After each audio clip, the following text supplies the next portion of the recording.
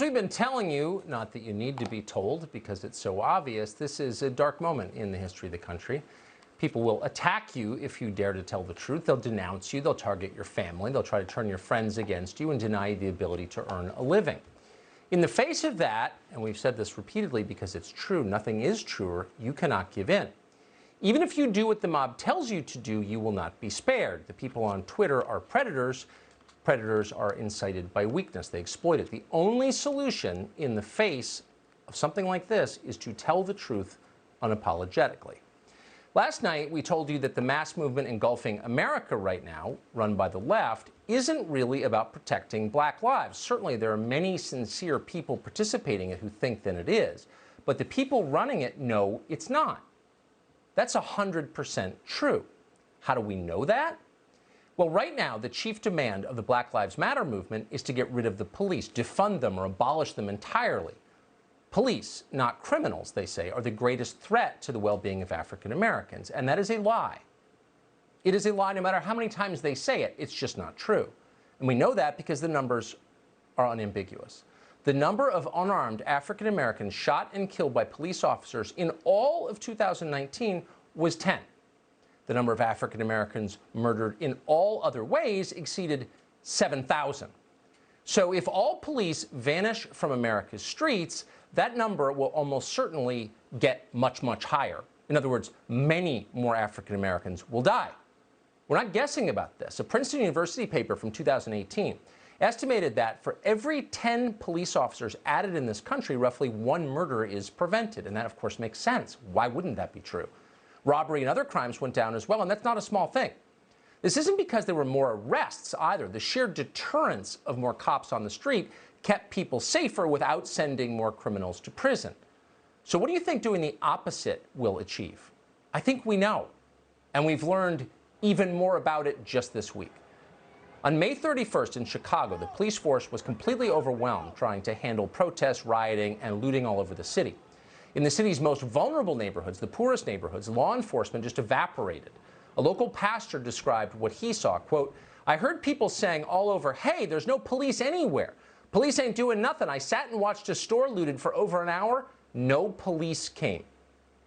So for the people of Chicago, not the ones pretending to speak for them on social media or their hapless mayor, but the people who actually live there and don't have power, the police leaving was a disaster, and they were desperate for the police to return. On Sunday, May 31st of this year, the city of Chicago had 65,000 calls to 911.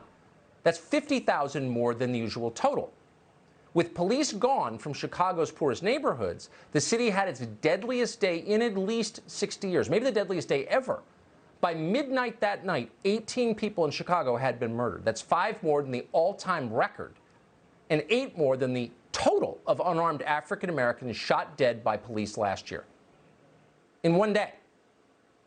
So, look, this is not a defense of people who abuse their power. The show exists to hold those people to account. Should police officers who break the law be arrested and punished? Of course. Find a person in America who disagrees with that. There aren't any. The point is, bad police, needless to say there are some, but they are not the primary problem in American cities or in the African American community. They are a distraction from the real problems. And the real problems are the destructive effects that bad policies have had and will have on the poorest Americans. At this moment, 65% of African American children are growing up in single-parent homes. That's double the number from 50 years ago. You don't have to be an evangelical or any kind of moralizer to think that's a disaster, because it is. Lots of social science on this, and all of it shows that having 2 married parents in the home does more to improve a child's odds of success than any social program ever invented. That's just empirically true. Kids with 2 parents are almost twice as likely to finish high school, half as likely to go to prison. We know this, and yet instead of encouraging healthy, intact families, the left ignores the question or actively abets the destruction of families and instead promotes abortion, like that's an answer. In New York City right now, more African American babies are aborted every year than born.